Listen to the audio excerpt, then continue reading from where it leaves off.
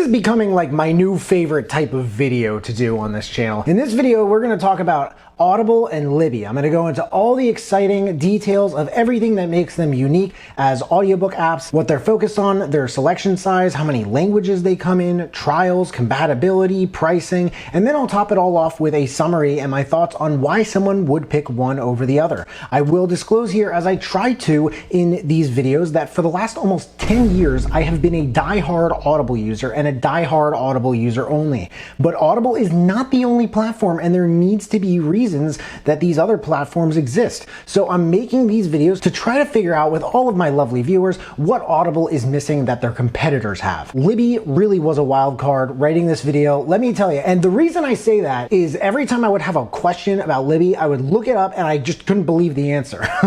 It just operates so differently from Audible, and let's get into that, starting with the focus of each app. Libby. Libby is an app that lets users access library ebooks. So as long as you have a library card, you can connect to an account that lets you check out ebooks, just like with a library, after which the app serves as an ebook reader. So I suppose it's primarily for ebooks, and we'll get into how that is shortly. According to the CEO of their parent company, Overdrive, Libby is used by about 90% of public libraries in North America, so it's very, very legit. And I did want to highlight that specifically because a vast majority of my viewers are from the United States. Wait, did he say library card? Yes, I said library card. So it's free? Yes, it's free. 100% though? Like no strings attached? Yes, and yes, no strings attached. There are no subscription costs, no in-app purchases. But if that's the case, then why would I even bother with anything else? Oh, you'll see. You'll all see. Audible is unofficially the Amazon of audiobooks. It is literally owned by Amazon. Now, as soon as I said Amazon, I bet some of you knew where I was going with this. You might expect it to be nothing at all like a library where you actually just enjoy books and you simply don't buy them. Well, whereas Libby is free and doesn't even have membership plans, Audible has a bunch of them, but there are two main plans and the rest of them just piggyback off the second one. The first one is called Audible Plus, where you get month to month all you can listen access to a ton. And by a ton, I mean a ton of audiobooks, podcasts, and meditation programs. This is called the Plus catalog. And we'll get into the selection of it shortly, but just know this is actually a very small part of Audible's total selection. The second plan, easily the most popular, is called Audible Premium Plus. This includes everything that the other plan does and 1 credit per month that you can use to buy, and when I say buy, I mean own, any audiobook on the site, no matter the price. The retail price of a lot of these audiobooks without a membership can, on average, cost much more than you would pay with a credit. Contrary to free use of a library, I've made over 60 videos about the ins and outs of Audibles, and I am starting to say in them now that this app is basically just to build your own audiobook library, like from the ground up. You get to keep whatever books you buy forever, regardless of how you buy them, with credits or money, even if you cancel your membership. But that's Audible. Libby lets you own nothing. Nothing. But it's free. It's free. Now let's talk about selection size. How many audiobooks are on each app? Libby is said to have 60,000 audiobooks.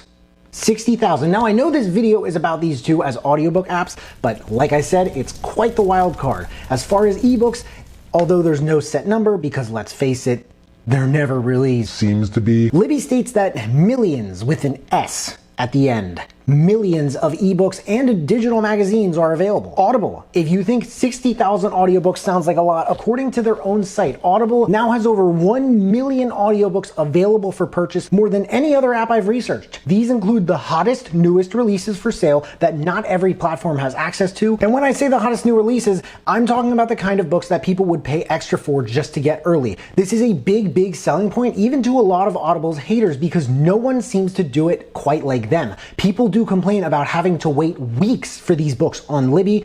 The Plus catalog alone, the one for month-to-month all-you-can-listen access, includes over 70,000 audiobooks, podcasts, and meditation programs, making even its base membership a competitive choice as far as selection alone. And we'll get to pricing later as well, but languages. Libby is available in 10 languages. Audible is available in over 50. Libby's access spans across 78 countries. Meanwhile, Audible's spans across over 180. Audible has a 30-day free trial with access to the Plus catalog and 1 free credit that you can use on any audiobook. If you're an Amazon Prime member, you actually get 2. And again, even if you cancel the trial before they bill you, you still get a free audiobook. Compatibility. Libby is compatible with iOS, Android, newer Fire tablets, according to their site, and Windows. Audible is compatible with iOS, Android, Windows, Kindle, Echo, Fire TV, etc. Amazon devices. Compatibility is actually pretty similar between the two, but the level of integration that Audible has with Amazon devices is pretty untouchable from what I've heard, which is pretty easy to do when you are owned by Amazon.